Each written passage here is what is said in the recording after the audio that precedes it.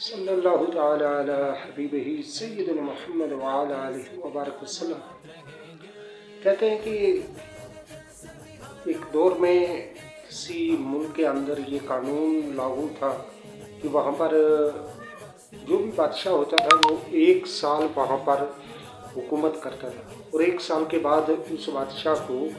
اس ہی ریاست کے ایک ایسے خونخوار جنگل میں چھوڑ دیا جاتا تھا جہاں پر انتہائی وحشتناک درندے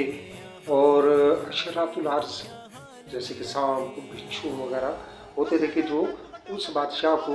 ختم کر دیتے تھے۔ اور وہاں کا ایک قانون ہوتا تھا کہ سال کے آخری دن غروب آفتاب کے وقت جو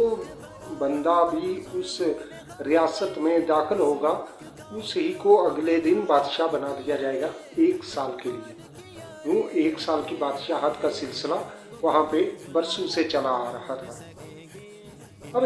ایک بار ایسا ہوا کہ وہاں پہ جیسے ہی غروب آفتاب کا وقت قریب آیا تو ایک نوجوان اس ریاست کی حدود میں داخل ہوا، تو جو سیاسی کارندے تھے انہوں نے اسے پکڑا اور لے کر چلے گئے، شاہی محل میں پہنچے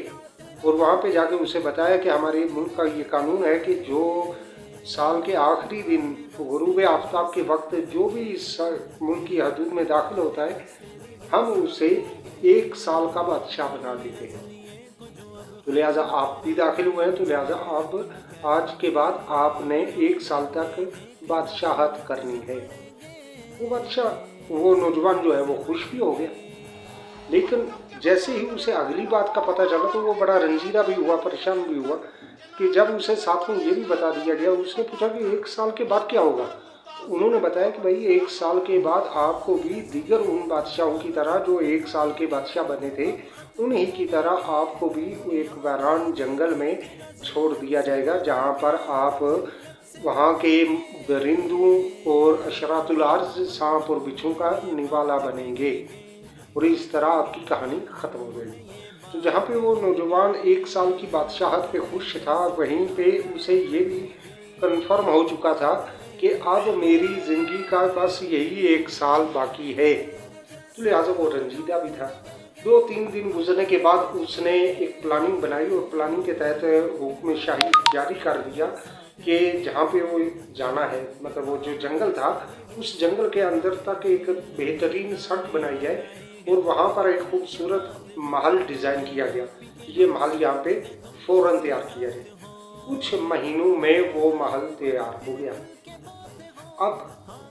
کیا ہوا کہ جیسے وہ محل تیار ہوا تو جو وزیر مشیر تھے انہوں نے بادشاہ سلامت سے پوچھا کہ بادشاہ سلامت کیا معاملہ ہے، یہ محل کس لیے آپ نے تیار کیا؟ انہوں نے کہا کہ بادشاہ سلامت بولے کہ جناب آپ جیسا کہ آپ لوگوں نے مجھے بتایا ہے کہ 1 سال میری یہاں پہ بادشاہت ہوگی اور 1 سال کے بعد میں نے اسی جنگل میں جانا ہے، تو جہاں پہ میں نے جانا ہے وہاں کے لیے تو میں کچھ جو ہے نا وہ اپنا ڈیفنس کر لوں، سانپ بچھو یا درندوں سے بچنے کے لیے میں یہاں پہ میں نے راستہ بھی بنایا کہ راستہ بھی صاف ستھرا ہو، کہ یہاں پہ جب میں نے رہنا ہے 1 سال کے بعد میں نے تو یہاں پہ رہنا ہے اس جنگل میں، تو اس جنگل میں بھی تو رہنے کے لیے کچھ بندوبست اپنا کرنا، یہ ایک میرا مائنڈ ہے۔ یہ بات جب وہاں پہ عوام کے سامنے جب یہ بادشاہ نے بات بتائی تو جتنے بھی وزیر تھے، مشیران حکومت تھے یا عوام تھی، وہ سب بیک جمع ہو کر کہنے لگے کہ بادشاہ سلامت، آپ کو خدا سلامت رکھے، اب آپ نے مرنے تک ہم پر ہی حکومت کرنی ہے، اور اب آپ نے نہیں جانا کہ جو رسم ہم نے بنائی ہوئی تھی یہاں پر کہ جس رسم کے تحت ہم 1 سال کے بعد بادشاہوں کو اس جنگل میں چھوڑ آتے تھے وہ رسم آج ختم ہو گئی۔ اب بادشاہ سلامت یعنی وہ نوجوان جو تھا اس نے پوچھا وہ رسم کیسے ختم ہو گئی؟ انہوں نے بتایا کہ علی جان آپ سے قبل جتنے بھی بادشاہ آئے وہ سب بے وقوف تھے، جب انہیں یہ چیز کنفرم بتا دی جاتی تھی کہ 1 سال بعد آپ نے اس جنگل میں جانا ہے، پھر بھی وہ اپنی اس 1 سالہ زندگی کو، بادشاہت والی زندگی کو غنیمت جانتے تھے اور اسی میں گم ہو جاتے تھے۔ اس کی رنگینیوں میں، اس کی نارنگیوں میں وہ گم ہو جاتی ہے۔ اور جبکہ آپ کو بھی یہ چیزیں بتائی گئیں، لیکن آپ نے پھر بھی اپنے آگے جہاں پہ آپ نے جانا تھا 1 سال بعد، وہاں کے لیے تیاری کی، تو مطلب کہ آپ انتہائی عقل مند ہیں، اور ہمیں اس ملک کے لیے بادشاہ، ایسے ہی عقل مند بادشاہوں کی ضرورت ہے۔ جی، اس واقعے سے ایک بڑی اہم ترین طرف اشارہ ہوتا ہے کہ وہ بادشاہت جو 1 سال کی بادشاہت، وہ ہماری سیم یہ دنیا اور اس دنیا کی عارضی زندگی بالکل ویسی ہی ہے۔ وہ بادشاہ آپ اور میں، اور وہ جنگل ہماری قبر ہے، جہاں پر یعنی برے اعمال کے سبب جو شیر ہیں، وہ جو ہے مختلف درندے کر لیں، سانپ بچھو کرتے ہیں، ان سے بھری پڑی ہے۔ انہیں تکلیفوں، مسائل اور پریشانیوں کا گھر وہ قبر ہے۔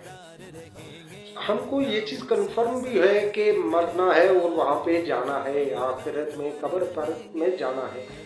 لیکن اس کے باوجود جب انسان دنیا کی نارنگیوں میں گم ہو جاتا ہے تو اس